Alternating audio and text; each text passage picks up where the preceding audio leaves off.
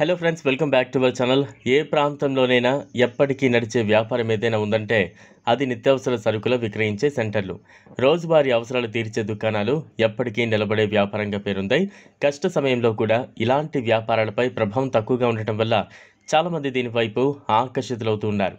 అయితే చిన్న స్థాయి కిరాణా షాపుతోనే పరిమితం కాకుండా కొంత ఎక్కువ పెట్టుబడి పెట్టగలిగితే పెద్ద స్థాయిలో సూపర్ మార్కెట్ ప్రారంభించడం ఉత్తమం. దీనివల్ల లాభాలు కూడా ఎక్కువగా వచ్చే అవకాశం ఉంది.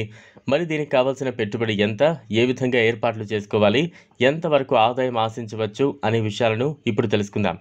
సూపర్ మార్కెట్ ఏర్పాటుకు ముందు జనసంచారం ఎక్కువగా ఉండే ప్రాంతంలో విశాలమైన షాప్ తీసుకోవాలి. ఓ మోస్తరు పట్టణంలో అయితే షాప్ అడ్వాన్స్ ఖర్చు 1,00,000 నుంచి మొదలవుతుంది. నెలవారీ అద్దె కూడా వేలల్లోనే ఉంటుంది.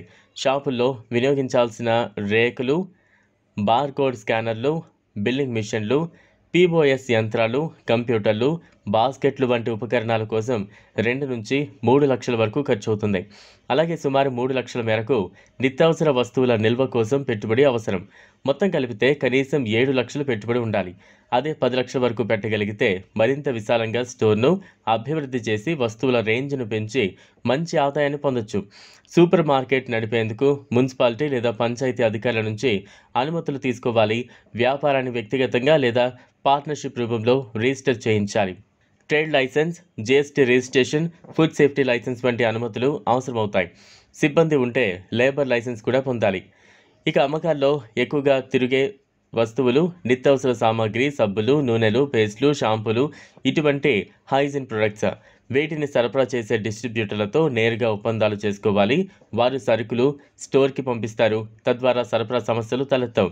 అలాగే కూరగాయలు, పప్పులు, ధాన్యాలు, శనగలు, మినుములు వంటి వస్తువుల కోసం రైతులు, మిల్లులు లేదా చిన్న పరిశ్రమల యజమానులతో సంబంధాలు ఏర్పరచుకోవచ్చు. వీటి సరఫరా సజావుగా జరిగేలా చూస్తే మంచి లాభాలు వచ్చే అవకాశం ఉంటుంది. వీటిని స్వయంగా ప్యాక్ చేసి మార్కెట్లో విక్రయించవచ్చు. మార్కెట్లోని వస్తువులపై కంపెనీలు 3% నుంచి 10% వరకు మార్జిన్ ఇస్తాయి. కంపెనీ పేరు ప్రఖ్యాతి ఆధారంగా మార్జిన్ మారుతుంది. పాత కంపెనీలు తక్కువ మార్జిన్ ఇస్తే కొత్త కంపెనీలు అధిక మార్జిన్ ఇస్తాయి. కావున మార్జిన్ ఎక్కువగా ఉండే వస్తువులపై దృష్టి పెట్టడం ద్వారా ఆదాయం పెంచుకోవచ్చు. ఈ వీడియో మీకు నచ్చినట్లయితే లైక్ చేయండి, షేర్ చేయండి, ఛానల్ను సబ్స్క్రైబ్ చేసుకోండి. Thanks for watching.